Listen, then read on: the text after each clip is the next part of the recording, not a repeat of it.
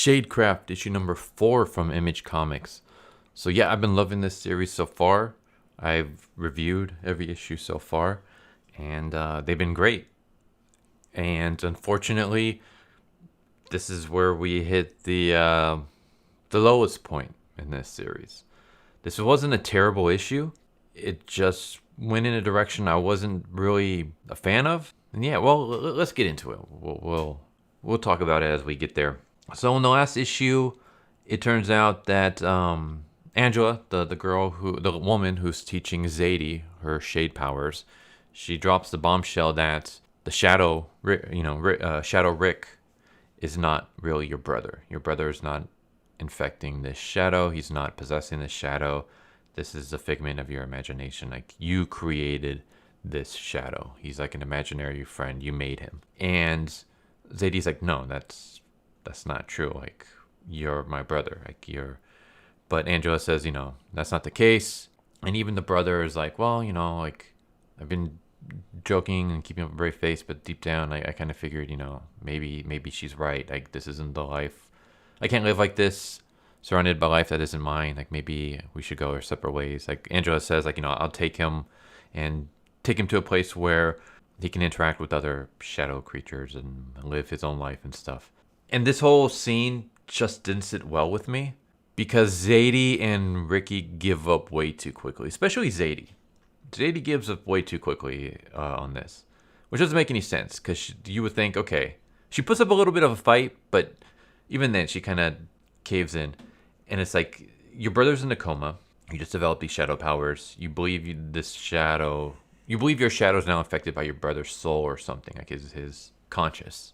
And then this woman who you hardly know just shows up and says, yeah, that's not your brother. You made him up yourself. And even though you put a little bit of fight, you kind of cave in anyways and be like, you know what, maybe you're right. Maybe you should take him. Especially for Zadie's character, Zadie's not one that gives up really easily. At least we haven't seen that so far. She's kind of a fighter, and that's what makes me like her, is that she's not a pushover. But she kind of gives up way too quick here. And it doesn't make sense in the sense that in previous issues, Shadow Rick has told Zadie things that Zadie doesn't know, like things that only her brother would know. He told Zadie about the time he pooped his pants in gym to make her laugh and stuff. I talked about that in a previous issue. He told Zadie his story about what happened in the car accident, how he fell asleep and blah, blah, blah. So he's telling her things that Zadie would have no knowledge of. So why would you not think he's your brother? It would be like, okay, if Ricky only had knowledge that you know of him, then okay. But he has knowledge that you didn't know, and he shared with you. So why would you cave in way too quickly that this is not your brother? Why would you believe a woman that you just met? You've only had maybe one session of her teaching you. At least, unless it says otherwise. She basically met Angela. Angela told him that you control the shadow powers, that I can train you. They had one training session. Then she went to the carnival. And then when she shows up the next day, that's where we're at right here. So you've known this woman for not even 2 days, and you're already going to believe her? See, I didn't buy this scene.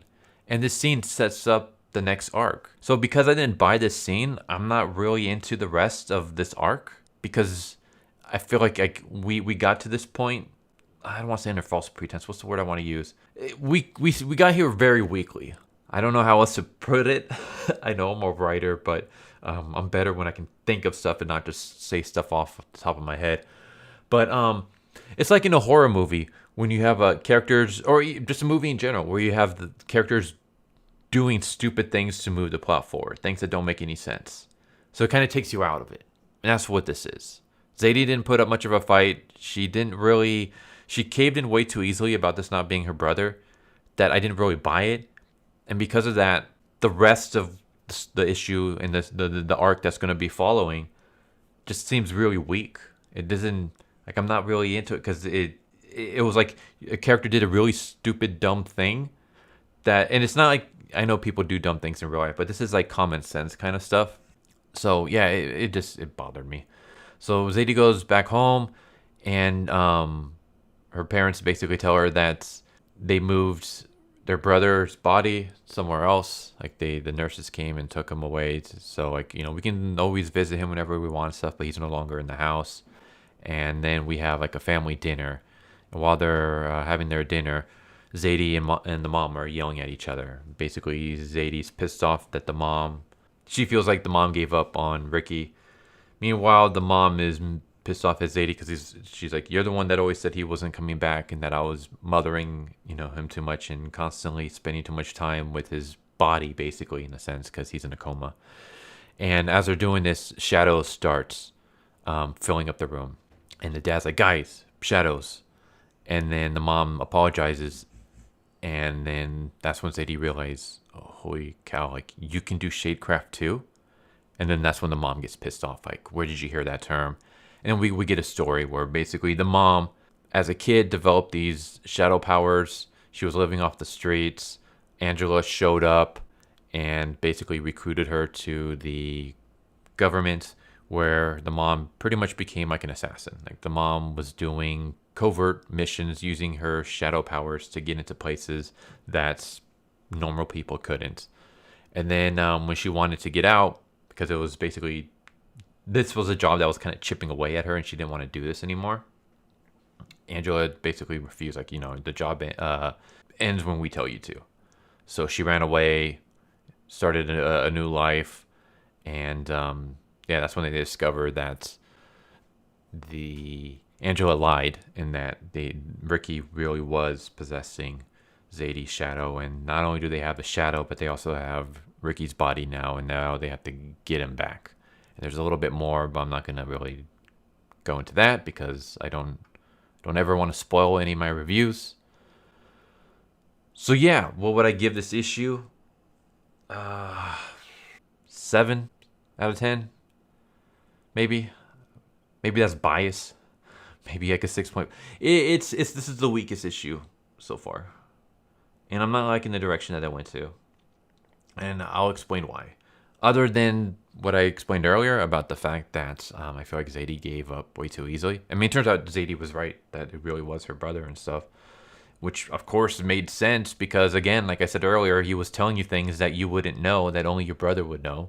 But other than that scene, I didn't like the reveal of the mom having Shadecraft powers at this point in time. I'm okay with her having Shadecraft powers and we discover it, but I feel like now was way too early. We basically had 3 issues where Zadie discovers her powers and now she's trying to learn how to control them. And then now we immediately have, your mom has these powers. She used to work for the government doing covert missions. They kidnapped your brother, and now we have to break into a secret army base to get him back. This is like a complete left, out of nowhere, left field kind of twist to the story that I was not really happy with. I kind of wish it was like we continue from where issue 3 left off, where we have more of her learning her powers and then more things getting introduced and stuff. And I mean, we can roll off from the, is he my brother possessing my shadow or is he not? And then I know you might think, well, that was kind of boring. I mean, we can do more. This feels like a huge twist to the story, and it feels like this should have been later on. This whole arc feels like it should have been pushed later. Like we're kind of rushing through. This gives me the feeling, I'm not saying this is true, but this gives me the feeling like if a series was going to get axed and they just like, oh crap, okay, we got to get through and hit just our main story points. That's what this kind of feels like. This feels like, like when I'm reading a manga and then it has this flow and then it turns out that the manga is getting axed and it only has like 2 or 3 chapters to finish. And so all of a sudden it takes like this completely weird turn and things to start spiraling really quickly and not really making sense. And like the story flow just completely changes. That's what this feels like. Like it's just a huge story flow change. We went from like cool, like something I can see on a TV show, kind of reminds me of like Buffy the Vampire Slayer in a sense, of this girl discovering her powers and blah, blah, blah. And then all of a sudden we feel like we're at a later season. Like there's just a huge twist in the story that comes out of nowhere and just kind of takes the story in a direction I wasn't really a fan of. Maybe this arc will change my mind as the story goes, because that's how it was with Ultra Mega. I wasn't a fan of the whole post-apocalyptic decision, but then afterwards, I started loving that twist because the writer did a really good job of making things so different and unique that it's like, okay, I wasn't with you at first, but as I'm reading now, okay, I see where you're going and I'm totally with you now. So maybe that'll be the case here. I'm hoping it is, because otherwise it's like, oh man, like this was one of my favorite ongoing stuff and you went a direction I'm not happy with. But I'm still going to give it a chance. I'm not giving up on this. I'm still going to give it a chance. And maybe this is going to pull an Ultra Mega where it's going to be something that I hated at first, but the writer is going to do something that makes me think, all right, I get where you're going and I'm with you now. Like, all right, let's do this. That's what I'm hoping is going to happen, but we'll see. At this point in time, I'm not happy with this direction. But other than that, like, I mean, the artwork is still good as always. The writing is good. For the most part, this scene in the very beginning with Zadie and Angela in the shadow didn't sit right with me. It just seemed kind of out of character. It seemed like Zadie went out of character so that you can have this arc that should be pushed off for a later issue. But other than that, yeah, it was okay. I guess that's the best way to describe this. Where previous issues were awesome and great, this was okay. So, let's hope that issue number 5 is better. But yeah, there we go. There's Shadecraft. Again, I'm going to keep reading it. I'm going to keep seeing it. I'm hoping that the writer is going to change my mind on this new direction that he went with it. I'm just not a fan of it right now, but we'll see how it goes. Anyways, I hope you enjoyed the video. Tell me what you think, and I hope to see you next time. Later. So what did you guys think of that video? I hope you guys enjoyed. If you guys haven't already, please subscribe, hit that bell for a notification, leave a like if you enjoyed the video.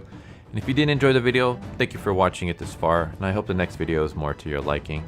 Feel free to check out the playlist that you guys see, and I hope to see you guys next time. Later.